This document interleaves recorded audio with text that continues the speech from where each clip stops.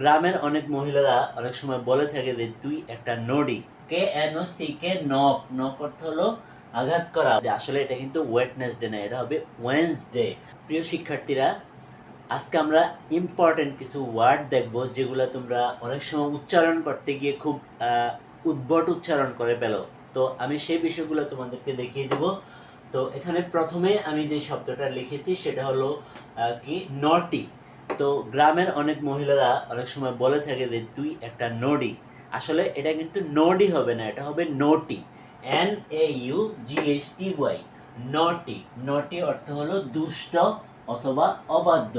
আমরা এটাকে উচ্চারণ করব নটি। NAUGHTY, নটি। নটি অর্থ দুষ্ট অথবা অবাধ্য। তারপরে আমরা দেখব KNOCK, এটা কিন্তু কনক হবে না, এটা কনক হবে না, এটা হবে নক। KNOCK, knock. নক অর্থ হলো আঘাত করা অথবা ধাক্কা দেওয়া। KNOCK, কনক হবে না, আমি আবারও বলছি, এটা বাদ, এটা হবে নক। KNOCK, knock. হ্যাঁ, মানে কে এর উচ্চারণটা উচ্চ থাকবে। তারপরে আমরা যেটাকে সব সময় বলে আসি যে ওয়েডনেসডে, ওয়েডনেসডে, ওয়েডনেসডে, আসলে এটা কিন্তু ওয়েডনেসডে না, এটা হবে ওয়েন্সডে। ওয়েন্সডে, WEDNES, ওয়েন্স, তারপরে DAY, ডে। ওয়েন্সডে অর্থ হলো বুধবার। আমি উচ্চারণটা দিয়ে রেখেছি, তোমরা দেখে নিবে। Wednesday, Wednesday, WEDNES, Weil's, DAY, day, Wednesday. তারপরে আমরা দেখব QUE, এটা কিউ, এটা কুই না। তোমরা অনেক সময় এটাকে কুই বলে থাকো, এটা হবে Q. QUE, Q. Q, Q অর্থ হলো সারি অথবা লাইন। তারপরে আসো SALMON, তোমরা সবসময় এটাকে বলো সেলমন, সেলমন, সেলমন। আসলে এটা কিন্তু সেলমন না, এটা হবে salmon. SALMON, salmon. SALMON, salmon. Salmon হলো এক ধরনের সামুদ্রিক মাছ, যেটাকে স্যামন বলা হয়।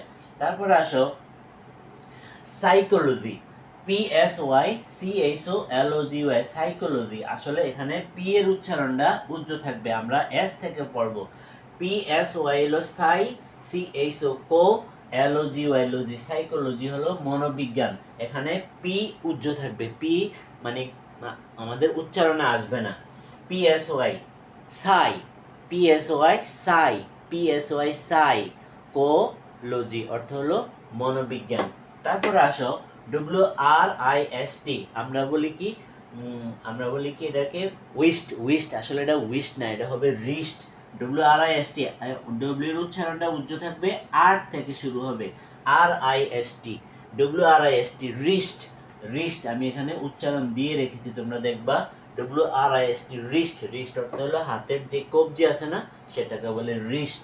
রিস্ট অর্থ কি? কবজি। রিস্ট অর্থ কি?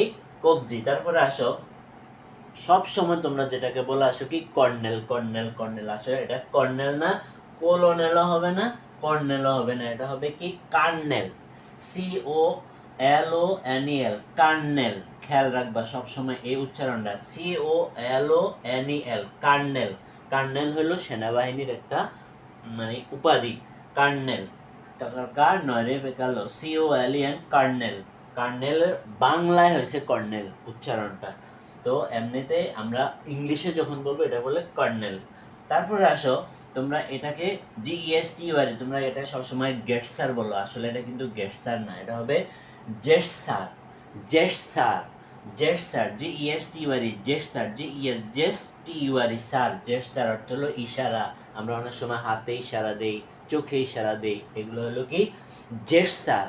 জেটসার অর্থ হলো অঙ্গভঙ্গি অথবা ইশারা।